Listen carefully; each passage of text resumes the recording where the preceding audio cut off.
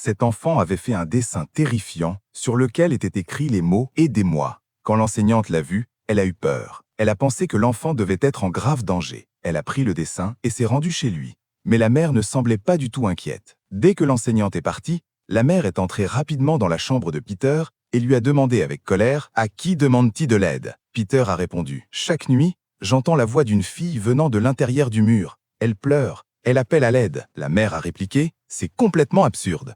Tout cela est dans ton imagination. » Mais cette même nuit, la voix de la fille est revenue. Peter creuse dans le jardin, derrière la maison, à cet endroit. Quand il a creusé, il a découvert un squelette humain. Il en était désormais sûr. La fille n'était pas une simple illusion. Peu à peu, il a commencé à lui parler et ils sont devenus amis. Mais à l'école, Peter était totalement seul. Il n'avait aucun ami et tout le monde l'ignorait. Un jour, un garçon à l'école l'a violemment harcelé. Peter en a parlé à la fille dans le mur. La fille a dit « Venge-toi ». Le lendemain, Peter a discrètement suivi ce garçon et l'a soudainement poussé dans les escaliers. Le garçon s'est cassé les jambes et tout le monde a été choqué. L'école a immédiatement appelé ses parents et Peter a été renvoyé. En rentrant chez lui, son père était furieux. Il ne pouvait pas croire que son fils ait fait une chose pareille. Il l'a puni en l'enfermant dans le sous-sol sombre. Peter voulait pleurer en silence, mais sa punition a finalement pris fin.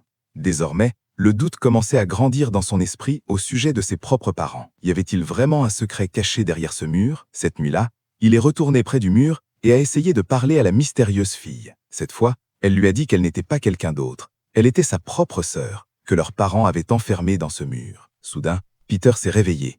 Il a couru et a serré sa mère dans ses bras. Ce n'était qu'un rêve, mais cela a renforcé ses soupçons. Il est allé discrètement dans la chambre de ses parents et a essayé d'appeler son enseignante. Mais à ce moment-là, sa mère est arrivée derrière lui, l'a attrapé avec colère et l'a traîné dans sa chambre.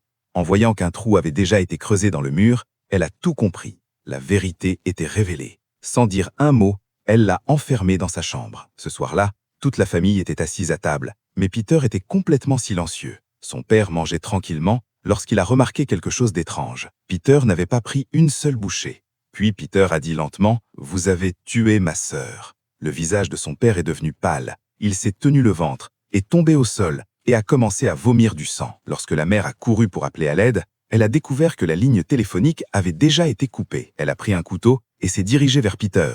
Mais l'instant d'après, elle est tombée dans les escaliers. Cette nuit-là, un garçon innocent a vengé sa sœur. Pensez-vous que ce que Peter a fait était juste?